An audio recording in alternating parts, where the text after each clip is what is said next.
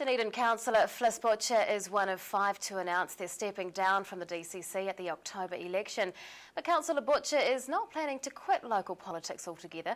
Instead, the 3-term councillor is taking a shot at the Waitaki mayoralty. She joins us tonight to look back and forward. Good evening. Good evening. Now tell us, why are you stepping down from the DCC? Well, it's just time for me to move on. I've owned property in North Otago for 15 years and been doing a bit of commuting over that time, so I'm looking forward to being based there permanently and not having to drive back to Dunedin probably once or twice a week. Yeah. Now, in your time as councillor with the DCC, what's been the most difficult aspect?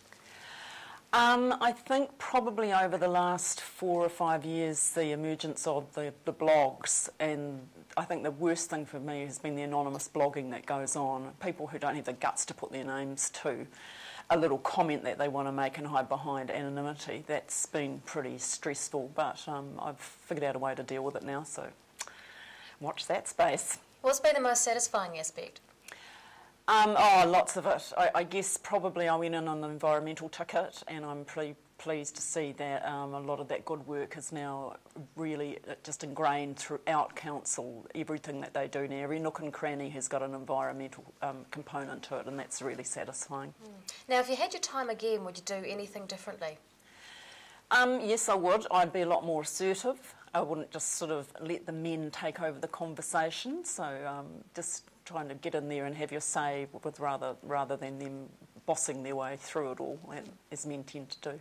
Other councillors have mentioned the stadium as one of the more difficult aspects in the last decade. What are your thoughts on that, looking back?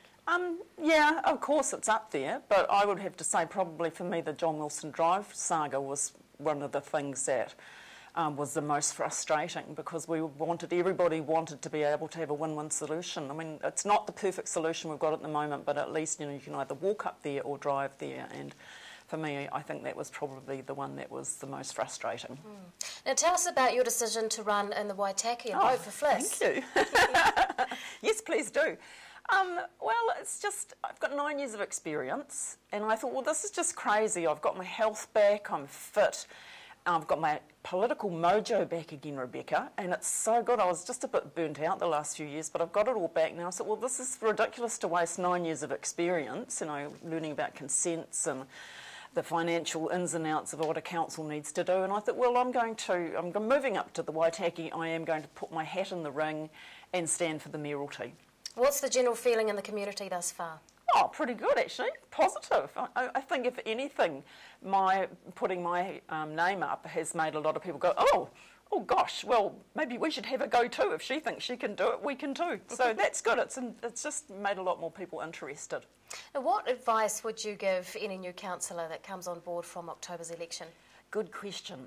The strongest bit of advice I'd give to someone is don't say yes to everything. Be really careful not to take on too much work, otherwise you will burn out, and it takes you a long time to come back if you're burnt out. So just pace yourself, and people don't mind if you say no occasionally. Share the job with the other councillors. Current Dunedin City Councillor Fliss Butcher, thanks very much for your time. You're welcome, thank you.